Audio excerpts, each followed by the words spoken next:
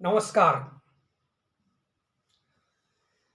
आज का उपनिषद केनोपनिषद उसकी व्याख्या करने जा रहा हूँ। परमात्मा और इंसान के बीच में ये जो रिश्ता है, इंसान परमात्मा से अपने को अलग समझता है और उसे खोजने का प्रयास करता है। कहते हैं, मत खोज कहीं और तू दूर चला जाएगा, ये माया से जड़ा मन तुझे हर तरफ भटकाएगा। यानी अगर तुम कहीं परमात्मा को दूर खोजने जाओगे, तुम उससे उतने ही दूर होते चले जाओगे और ये मन भटकाता रहेगा। कर तलाश अपनी तू रब को पाएगा, न कर देर बंदे ये वक्त गुजर जाएगा। परमात्मा की तलाश ही करनी है तो देर मत कर। मुद्दतों से तलाश में था मगर जानता नहीं, मैं ही खुदा का घर हूं पहचानता नहीं। मेरा शरीर ही उसका घर है, ये मुझे नहीं पता।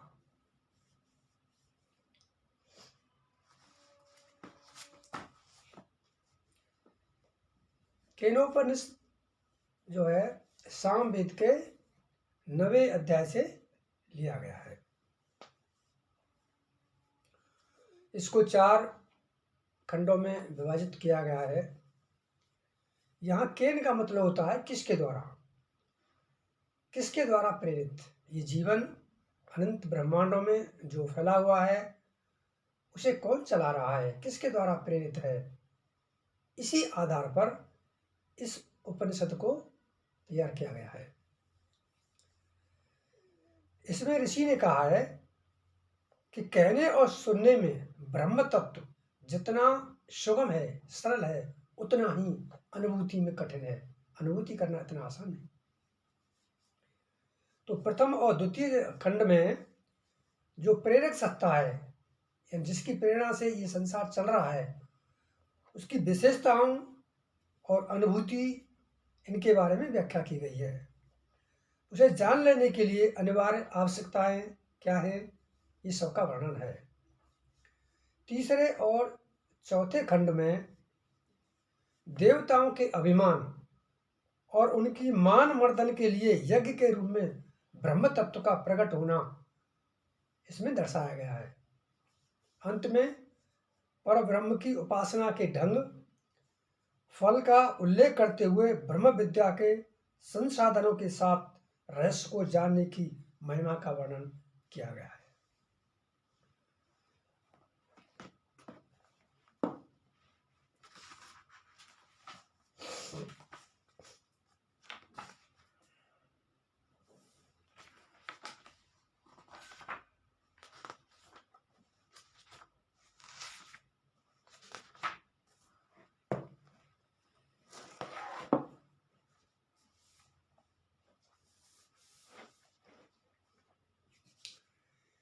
केनोपनिषद के प्रथम खंड, इसमें बताया गया है कि ये जीवन है किसके द्वारा प्रेरित है। प्रथम खंड का प्रथम श्लोक, किसके द्वारा प्रेरित किया हुआ ये मन अपने विषयों तक पहुंचता है, किसके द्वारा नियोजित किया हुआ यह श्रेष्ठ प्राण चलता है, किसके द्वारा प्रेरित की हुई वाणी को मनुष्य बोलते हैं, कौन सा अव्यक्त देव हमारे नेत्रों और कानों को कार्य में नियुक्त करता है। पहला जो श्लोक है उसमें जो हमारी अनिंद्रियां हैं जो काम करती हैं, हमारी जो आँखें किसके द्वारा, कौन है जो इनको प्रेरित करता है, जिसके द्वारा देखती हैं, कानों से जो हम श्रवण करते हैं वो कौन है जो प्रेरित करता है। तो इस तरह की जो ज्ञानेंद्रियों के बारे में कहा गया है कि कौन है इनके पीछे, जिसके आधार पर ये सब कुछ कार्य होता है। अगले श्लोक में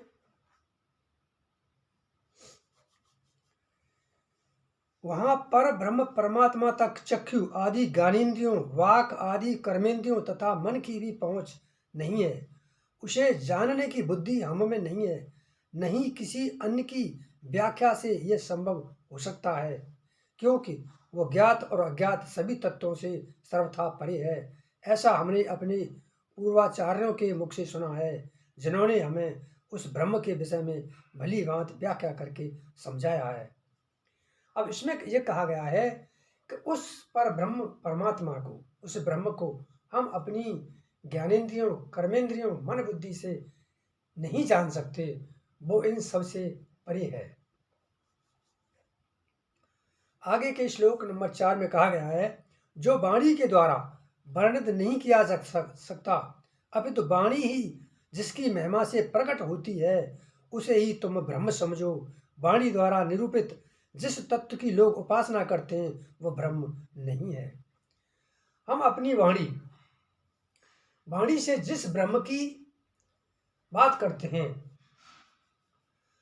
वो ब्रह्म नहीं है, बल्कि वाणी जिस ब्रह्म की सत्ता से बात करती है, या वाणी के पीछे जो सत्ता है, जो पर ब्रह्म है, वही ब्रह्म है। मन से जिसका मनन नहीं किया जा सकता, अपितु मन जिसकी महत्ता से मनन करता है, उसी को ब्रह्म समझो। मन द्वारा मनन किए हुए जिसकी लोग उपासना करते हैं वह ब्रह्म नहीं है। यानी ब्रह्म वो है जिसकी सत्ता से हमारा मन काम करता है। मन के द्वारा कहा गया ब्रह्म नहीं है। जिसे चक्षु के द्वारा नहीं देखा जा सकता, अपितु चक्षु यानी हमारी आंखें जिसकी महिमा से देखने में सक्षम होती हैं, उसे ही तुम ब्रह्म जानो। चक्षु के द्वारा द्रष्टव्य जिस तत्व की लोग उपासना करते हैं वह ब्रह्म नहीं है। यानी हमारी आंखों के पीछे की जो सत्ता है वो ब्रह्म है, लेकिन आंखों के द्वारा दिखाई हुई सत्ता, आंखें जो देखती हैं वो ब्रह्म नहीं है। स्रोत से जिसे नहीं सुना जा सकता, अपितु श्रोत्र जिसकी महत्ता से सुनने में सक्षम होता है, उसे ही ब्रह्म कहते हैं। हमारे जो कान हैं जो सुनने के लिए सक्षम है, इसके पीछे कौन है, कौन सत्ता है, वही ब्रह्म है। लेकिन कानों के द्वारा सुना हुआ वो ब्रह्म नहीं है। जो प्राण के द्वारा प्रेरित नहीं होता, किंतु प्राण जिससे प्रेरित होते हैं, उसे ही तुम ब्रह्म जानो।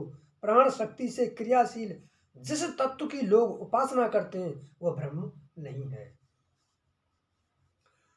द्वितीय खंड में आगे,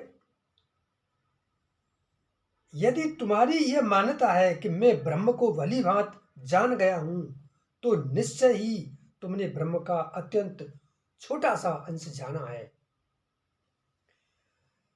और क्योंकि उस ब्रह्म का जो अंश तुझमें है और जो अंश देवताओं में है, वह सब मिलकर भी ब्रह्म का पूर्ण स्वरूप नहीं है। अतः तुम्हारा जाना हुआ निश्चय ही विचारणीय है। आपने जो भी जाना है थोड़ा विचार किया जा सकता है, लेकिन तुम उस पर ब्रह्म परमात्मा के संपूर्ण स्वरूप को नहीं जान सकते।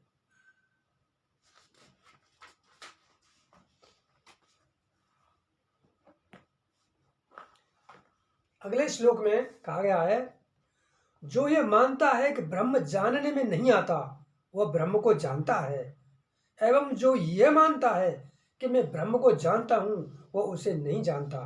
क्योंकि जानने का अभिमान करने वालों के लिए वह ब्रह्म जाना हुआ नहीं है, और जानने के अभिमान से रहित पुरुष के लिए वो जाना हुआ है।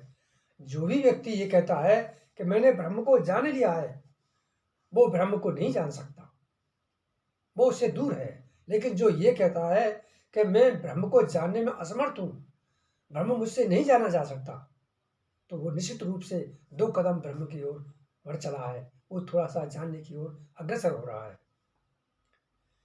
जिसने यदि इसी जन्म में उस पर ब्रह्म को प्राप्त कर लिया, तो उसने यथार्थ लक्ष्य पा लिया। जो इस जीवन में उसे नहीं जान पाया, तो उसने अमूल्य अवसर गंवाकर अपनी महती हानि की। अतः बुद्धिमान पुरुष प्रत्येक प्राणी में और प्रत्येक तत्व में उस परमात्मा सत्ता को व्याप्त जानकर इस लोक से प्रयाण कर अमर हो जाते हैं। हर जीव, हर तत्व, भौतिक अभौतिक सब में ही उस परम तत्व ब्रह्म की ही उपस्थिति है। जब ये व्यक्ति जान लेता है तो वो फिर अमृत को प्राप्त होता है। तृतीय खंड में पहले श्लोक में कहा गया है, एक समय उस ब्रह्म ने देवों को, यहाँ मैं एक और बात कहना चाहूँगा कि एक बार देवताओं के द्वारा, ब्रह्म ने देवताओं के द्वारा युद्ध में विजय प्राप्त कराई, तो देवताओं को कुछ अहंकार हो गया और उन्हें लगा कि ये जो विजय हमने प्राप्त की है अपने ही बल पर की है। तो ब्रह्म ने यज्ञ का रूप धारण करके उनके अहंकार को दूर करने के लिए वहाँ पर उपस्थित हुए देवताओं के सामने। तो उसका यहाँ पर उल्लेख है, वो इस तरह से है, एक समय उस ब्रह्म ने देवों को निमित्त बनाकर असुरों पर विजय प्राप्त की, परंतु देवों को उस विजय का अभिमान हो गया और वे इस विजय को अपनी ही महिमा का प्रभाव समझने लगे। उन ब्रह्म ने देवों के उस अहम भाव को जान लिया और तब उनके सामने वह यज्ञ रूप में प्रकट हुए, परंतु देवगण उसे नहीं पहचान सके और कहने लगे, यह दिव्य यक्ष कौन है। देवों ने अग्नि से कहा, हे देव, आप पता लगाएं कि यह यज्ञ कौन है। इस पर उन्होंने कहा, ठीक है। अग्निदेव तेजी से दौड़कर यज्ञ रूप ब्रह्म के पास पहुंचे। यज्ञ ने पूछा, आप कौन हैं। इस पर अग्निदेव ने कहा, मैं अग्नि हूँ, मुझे ही लोग जात वेता कहते हैं। यज्ञ ने अग्निदेव से पूछा, आप में क्या शक्ति है। ऐसा पूछे जाने पर अग्निदेव ने कहा, मैं चाहूँ तो इस पृथ्वी पर जो कुछ भी है उसे भस्म कर सकता हूँ।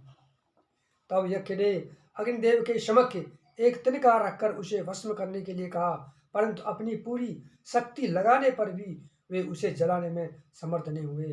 तब वे वहां से लौटकर देवों से कहने लगे, मैं इस दिव्य यज्ञ को जानने में असमर्थ हूँ। इसके पश्चात देवों ने वायुदेव से कहा, हे वायुदेव, इस रहस्य का आप ही पता लगाएं। उस दिव्य यज्ञ के विषय में पता लगाना उन्होंने स्वीकार किया। वायुदेव द्रुत गति से दौड़कर उस यज्ञ के पास पहुंचे। यज्ञ द्वारा परिचय पूछा गया, आप कौन हैं। वायुदेव ने कहा, मैं प्रसिद्ध वायुदेव हूँ, मुझे ही मातृ सुवा कहते हैं। यज्ञ ने पूछा, आप में क्या सामर्थ्य है। वायुदेव बोले, इस पृथ्वी पर जो कुछ भी है मैं उसे उड़ा ले जा सकता हूँ। तब उस यज्ञ ने उनके सामने तिनका रखकर उसे उड़ाने के लिए कहा, परंतु अपनी सारी शक्ति लगाकर भी वायुदेव उसे उड़ाने में समर्थ नहीं हुए। तो वहां से लौटकर उन्होंने देवों के सामने उस यज्ञ को समझ पाने में अपनी असमर्थता व्यक्त की। तब देवों ने इंद्रदेव से कहा, हे मधुवन, आप ही इस बात का पता लगाएं कि यह यज्ञ कौन है। इंद्रदेव ने यज्ञ के विषय में पता लगाना स्वीकार किया और यज्ञ की ओर दौड़े, परंतु इंद्रदेव के वहां पहुंचते ही यज्ञ अंतर्ध्यान हो गए। तब इंद्रदेव उसी आकाश में स्थित अतिशय शोभामयी भगवती हेमवती हिमाचल पुत्री उमा देवी के पास आ गए और उनसे पूछने लगे, यह यज्ञ कौन था।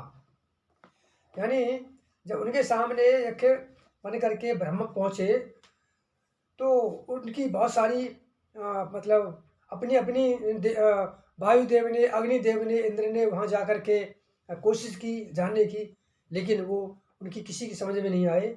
जब इंद्र लास्ट में पहुँचे तो वो अंतर्ध्यान हो गए और वो हेमपुत्री यानी उमा देवी, हिमालय की पुत्री उमा देवी के पास गए तो उन्होंने उनको कुछ बताया, समझाया। वो कैसे बताया ये देखते हैं। उमा देवी बोली, वे ब्रह्म हैं, उनकी विजय को तुम लोगों ने अपने अहम भाव से अपनी विजय मान लिया था। देवी उमा के इस उत्तर से इंद्रदेव ने स्पष्ट समझ लिया कि वह दिव्य यक्ष निश्चय ही ब्रह्म थे।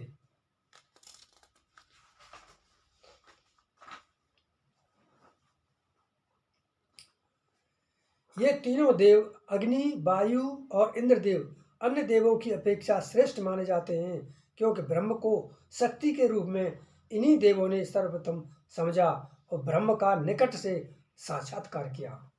यानी इससे पहले किसी ने ब्रह्म का साक्षात्कार नहीं किया था। आध्यात्मिक दृष्टि से ये समझना चाहिए कि मन जो ब्रह्म के पास जाता हुआ सा प्रतीत होता है और ब्रह्म का स्मरण करता हुआ सा लगता है तथा ब्रह्म प्राप्ति का संकल्प करता हुआ सा भाषित होता है, यह भी ब्रह्म की उपस्थिति का सूक्ष्म संकेत है।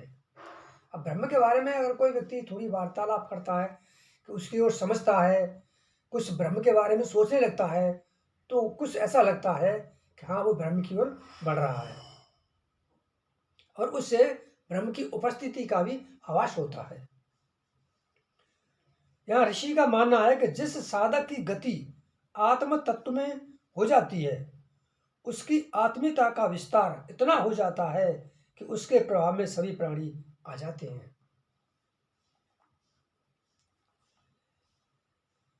तपस्या, मन एवं इंद्रियों का नियंत्रण तथा आसक्ति रहित श्रेष्ठ कर्म, यही ब्रह्म विद्या प्राप्ति के आधार हैं। वेद में इस विद्या का सविस्तार वर्णन है। सत्य स्वरूप ब्रह्म ही इस विद्या का प्राप्त लक्ष्य है। इस ब्रह्म विद्या के रहस्य को भली भांति जानने वाला साधक अपने समस्त पाप समूह को विनष्ट कर अविनाशी, असीम एवं सर्वश्रेष्ठ स्थिति में पहुंच जाता है, परम धाम को प्राप्त कर लेता है। तो आज का जो केवलोपनिषद है उसमें इस तरह से व्याख्या की गई है। तो सबसे पहले ये है कि ये जो सत्ता है, ये ब्रह्मांड को चलाने वाली सत्ता कौन है, उस सत्ता के बारे में ही यहाँ व्याख्या की गई है। तो अब मनुष्य की इंद्रियों के द्वारा उस परम सत्ता को नहीं जाना जा सकता। इसका जो निचोड़ हम निकालते हैं वो यही है कि मनुष्य की जो ज्ञानेंद्रियां हैं, मन बुद्धि जो भी है, उसके द्वारा उस परम सत्ता को जाना संभव नहीं है। तो आज का जो उपनिषद में यही समाप्त करना चाहता हूँ। नमस्कार।